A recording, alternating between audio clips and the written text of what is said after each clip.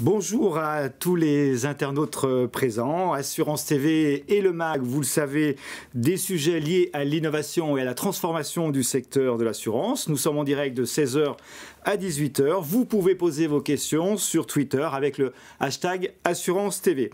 Donc à partir de 16h, 10 personnalités se succéderont sur ce plateau. Pour commencer, l'actualité du mois, nous évoquerons le pouvoir des usagers du système de santé. Ensuite, vers 16h20, assurance prédictive et algorithme.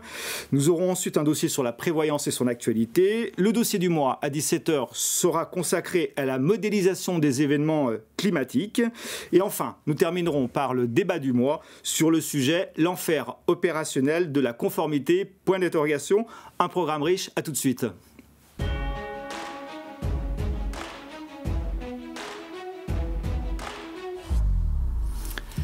L'actualité du mois que nous avons sélectionnée pour cette édition d'Assurance TV est à partir d'une initiative qui nous a interpellés et qui a pour vocation à soutenir des pratiques, des projets qui renforcent le pouvoir d'agir des usagers du système de santé en France. L'objectif, s'appuyer sur des expériences de patients et leur participation directe. Il s'agit d'une initiative qui consiste à donner plus de pouvoir aux patients. Nous tenions à parler de cette initiative et nous remercions Pierre Schlinger de sa présence, qui est directeur de la Fondation Adrea.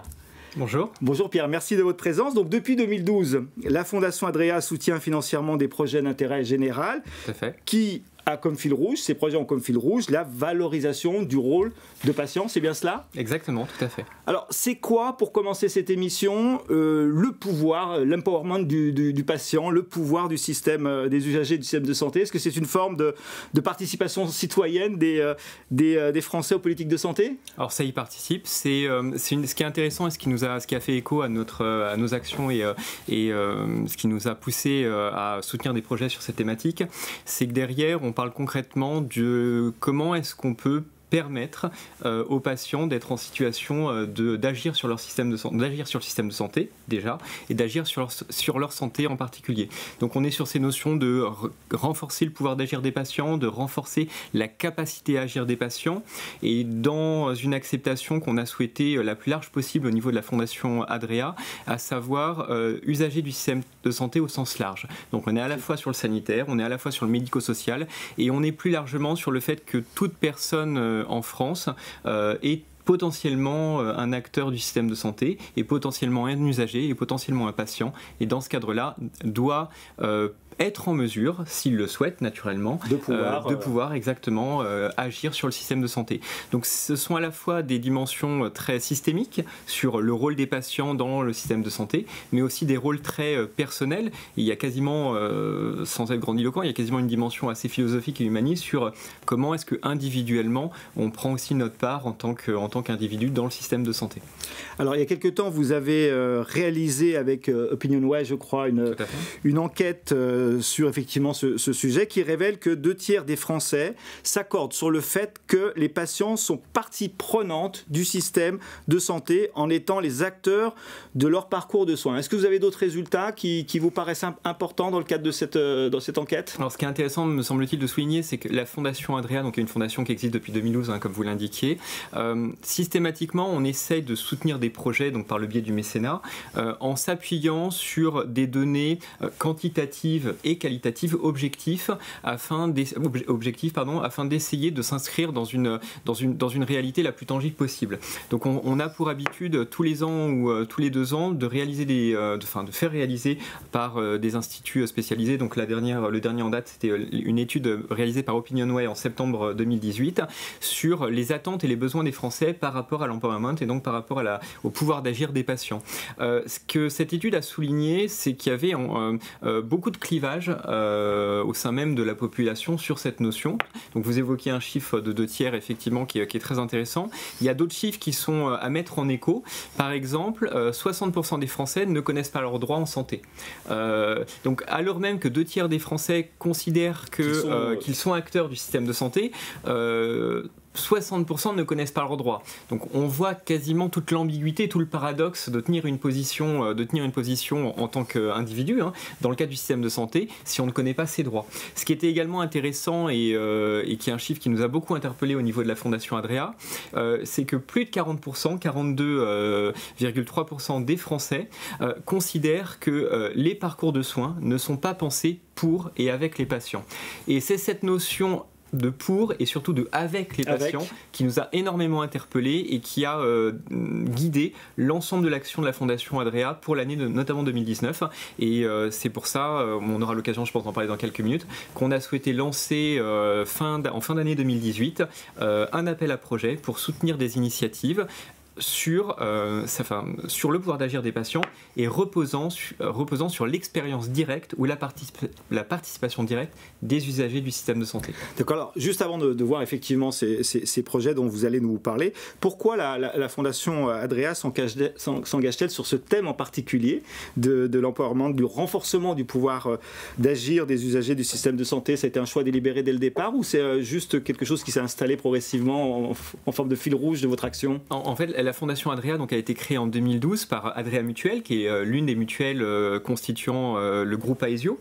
Et dans le cadre des missions et des valeurs du groupe à la fois Aesio et de la mutuelle Adrea en particulier, il a été la notion de l'humain et la notion du rôle des adhérents, des individus dans notre système de protection sociale, dans notre système assurantiel et dans notre système de soins sont des choses qui agitent et qui palpitent au cœur de quasiment toute la stratégie de l'entreprise et toutes nos réflexions globales. Et donc c'est pour ça que dans le cadre de cette très forte proximité de valeurs entre la Fondation Adrea et notre groupe et la mutuelle qui a permis la création de la Fondation, on a eu la réflexion stratégique de se dire mais on a une occasion de concrétiser par quelques exemples. Il y a plein d'autres façons de le faire et notre groupe le fait de plein d'autres manières au quotidien, mais là par le biais de la Fondation, on a une occasion, en mobilisant le mécénat de façon pertinente et efficace, de soutenir une communauté d'associations, des communautés de projets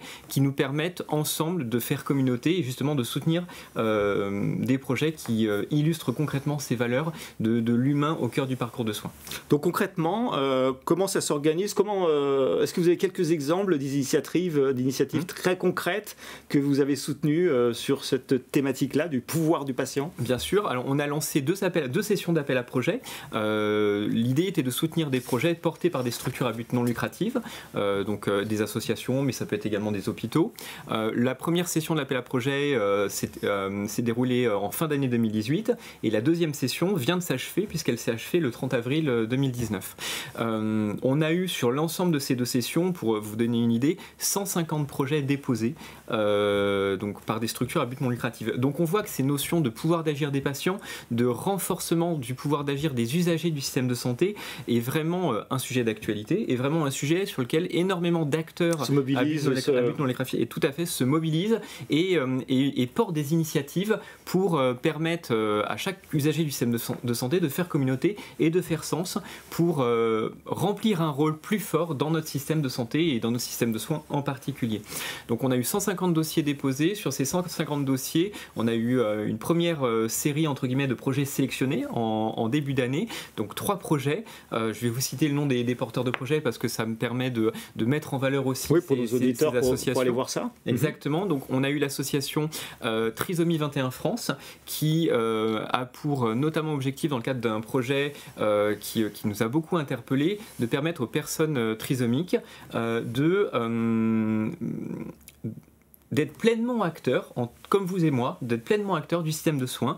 On les a rencontrés pas plus tard que la semaine dernière. Par exemple, qu'une personne trisomique puisse aller chez le médecin toute seule, en étant naturellement, en ayant des clés de lecture, et ne soit pas obligé de passer par un intermédiaire. Voilà. Comment est-ce que chaque individu peut faire sens par rapport... Donc ça, c'était un lauréat de cette année. Du début d'année. On a soutenu également une association départementale pour l'insertion des sourds. Donc on voit que on est sur d'autres types de projets problématiques de santé qui est basée en Savoie.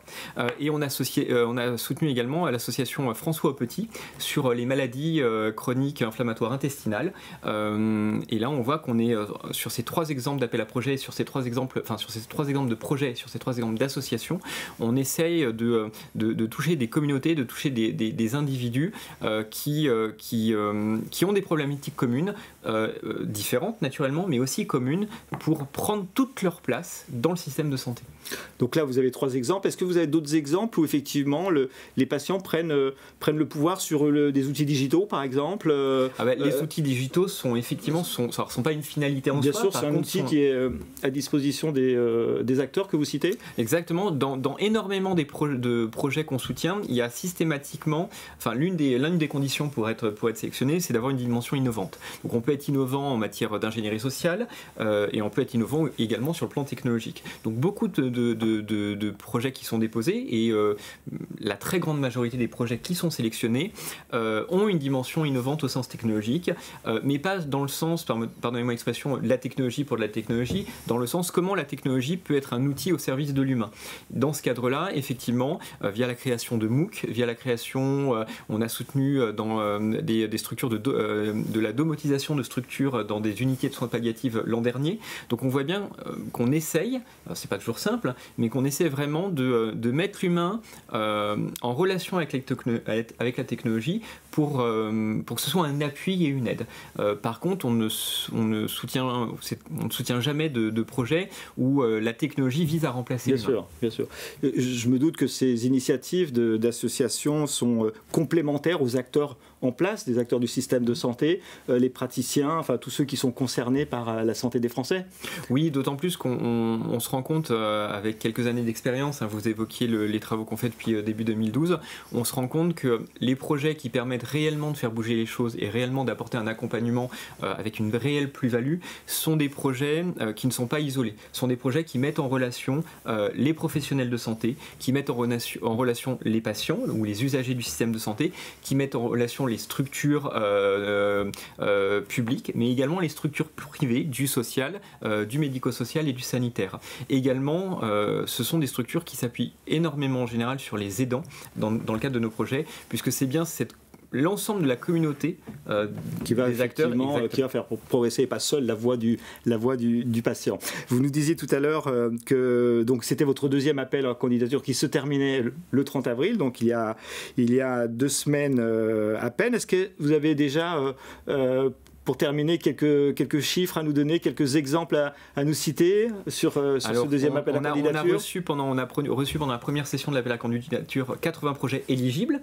Donc là, il y a un premier tri qui est fait par un jury interne. Alors, il y a un premier tri qui est fait, il y a une première analyse qui est faite au niveau, on va dire, technique et opérationnel pour s'assurer que le projet corresponde bien au cahier des charges. Au règlement, je suppose. Et ensuite, tous les projets qui sont éligibles sont présentés au conseil d'administration de la Fondation. Il y a un conseil d'administration de 15 personnes qui sont en partie des personnalités qualifiées extérieures, en partie des adhérents d'Adria Mutuelle, donc qui sont des adhérents élus au sein de la mutuelle, et on a aussi des représentants des salariés de la mutuelle qui siègent au conseil d'administration sur des collèges qui sont assez équilibrés, ce qui permet du coup vraiment d'avoir un travail en toute complémentarité entre des parcours et des expertises complémentaires. Et c'est le conseil d'administration qui analyse, qui choisit les projets. Donc là, on a un conseil d'administration début juin qui va étudier les projets de la 2e session, mais en tout, sur les 2 sessions, on a eu 150 projets éligibles déposés, et juste pour vous dire, en termes de sollicitation, c'est-à-dire de contacts qu'on a eu avec des structures qui souhaitaient potentiellement participer, déposer un projet, on est à plus de 300 sollicitations sur les 2 appels à projets. En 7 années d'existence de la Fondation Adria, on n'a jamais eu autant de sollicitations et d'acteurs qui viennent nous voir en nous disant effectivement on aurait besoin de votre aide pour réaliser les actions qu'on souhaite mener en faveur du pouvoir d'agir des patients. Vous avez quelques tendances à nous donner sur les dossiers de cet appel à candidature? C'est extrêmement riche. C'est extrêmement riche. Il y a des projets... Il n'y a pas des sujets qui apparaissent ce qui émerge en il y a priorité. beaucoup de projets dans le sanitaire, il y a beaucoup de projets dans le médico-social, il y a beaucoup de projets, c'est ce qui est extrêmement intéressant, qui sont multi-départementaux ou multi-régionaux. Donc c'est-à-dire des projets qui sont en capacité, s'ils se réalisent, de faire essaimage et de se déployer sur l'ensemble de la France, du territoire métropolitain et si possible également en Outre-mer. Et c'est effectivement extrêmement intéressant parce qu'on voit tout le dynamisme du tissu de l'économie sociale au sens large qui agit sur ces notions de pouvoir d'agir des patients. On rencontre énormément d'associations qui font de choses très très intéressantes. La prochaine date, c'est quoi? Donc c'est la réunion du... Début juin, c'est le conseil d'administration et l'annonce dans la foulée des lauréats. Merci Pierre de votre participation et de votre venue sur ce plateau pour nous parler du pouvoir d'agir des patients. Pour terminer, avant la séquence prochaine, nous allons écouter Michel Huguet, qui est directeur de la démocratie sanitaire à RS Île-de-France et qui, lui, nous parle d'expérience patient. On se retrouve tout de suite. La France doit s'engager dans l'expérience patient parce qu'en fait, pour tout un tas de raisons, mais une des principales, c'est qu'il ne faut pas oublier à quoi sert toute l'action des soignants, toute l'action du système de santé d'ailleurs. Elle est là pour être au bénéfice, au service des patients. Donc c'est pour ça que c'est normal de savoir ce qu'il ressent, ce qu'il a besoin et comment ces prises en charge peuvent être faites et lui-même comment il peut contribuer d'ailleurs à l'amélioration de ses propres prises en charge, justement en ayant ces échanges avec les professionnels, car il faut vraiment faire bouger les choses dans ce sens-là pour que tout le monde, professionnel comme patient, s'y retrouve dans ce système de soins. On peut agir de diverses façons. La première, c'est que les institutions elles-mêmes soient incitatives en ce sens. On a vu tout à l'heure qu'il y avait le plan Ma Santé 2022 qui prévoyait que cette expérience patient soit prise en compte. Il y a aussi les dispositifs incitatifs de rémunération à la qualité. Mais je crois que la façon la plus complète de compléter ces démarches-là vient des professionnels, des établissements eux-mêmes et aussi des patients, des associations de patients, des représentants. Parce qu'il faut, et ils le sont de plus en plus, il faut qu'ils soient convaincus de la nécessité d'être partie prenante dans le parcours du patient à toute l'amélioration et à toute la prise en compte de ce que le patient ressent pour qu'il puisse faire évoluer le dispositif à son propre bénéfice et aussi que les professionnels de santé retrouvent cette dimension de temps humain, d'échange humain avec les patients qui lui permettent de confirmer le sens en général qu'ils ont de leur mission de santé.